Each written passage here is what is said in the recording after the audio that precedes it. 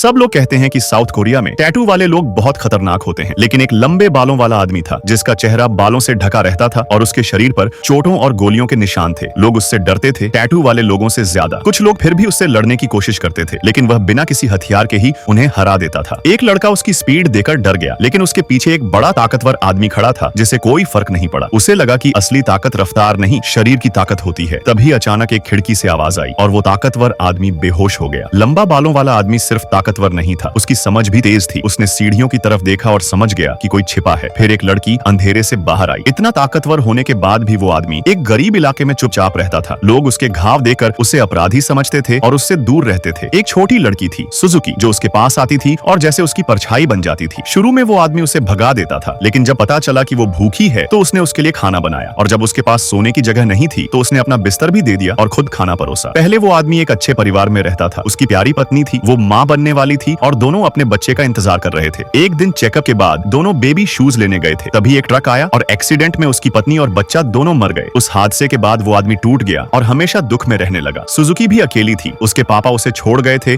और उसकी माँ क्लब में काम करती थी। क्लब का माहौल खराब था और उसकी माँ ड्रग्स लेने लगी थी। माँ अपना सारा पैसा नशे में उड़ा देती थी और सुजुकी भूखी रहती और कोने में छुप जाती। शायद इसलिए वो उस आदमी से जुड़ गई, क्योंकि जब भी वो भूखी या बेघर होती वही उसका सहारा बनता। एक बार सुजुकी ने झूठ बोला कि वो अपनी माँ के साथ जा रही है, लेकिन असल में उस आदमी का बिस्तर ले गई। सुबह उसने उसके लिए थैंक यू नोट छोड़ा और उसके नाखूनों पर स्माइली बना दी। आदमी ने पहली बार दिल से मुस्कुराया। फिर एक दिन सुजुकी ने स्कूल में भूख के कारण ब्रेड चुरा ली। इस पर उसकी क्लासमेट की माँ ने डांटा और पुलिस ने पेरेंट को बुलाने को कहा। डर के कारण उसने उस आदमी को अपने पापा कहा, लेकिन आदमी नहीं चाहता था कि लोग उसे पहचाने, इसलिए वो चला गया। सुजुकी को बहुत दुख हुआ, उसे लगा कि उसका कोई नहीं है। फिर भी वो आदमी उसके दिल के बहुत करीब था। एक रात जब सुजुकी घर आई, उसने देखा कि उसकी माँ को एक डरावना आदमी मार रहा था। सुजुकी ने बचाने की कोशिश की, लेकिन एक गुंडे ने उसकी आंखें बंद कर दी। वो आदमी कोई मामूली नहीं था, इलाके का सबसे बड़ा ड्रग डीलर था। नाम था रॉलिन। उसकी माँ ने कुछ दिन पहले क्लब से जो ड्रग्स चुराए थे वो असल में रॉलिन के थे। बहुत मारने के बाद उसकी माँ ने बता दिया कि ड्रग्स कैमरा बैग में छिपाए गए हैं। आगे की स्टोरी और भी ज्यादा इंटरेस्टिंग है। कमेंट करो, पार्ट 2 वीडियो मिल जाएगी।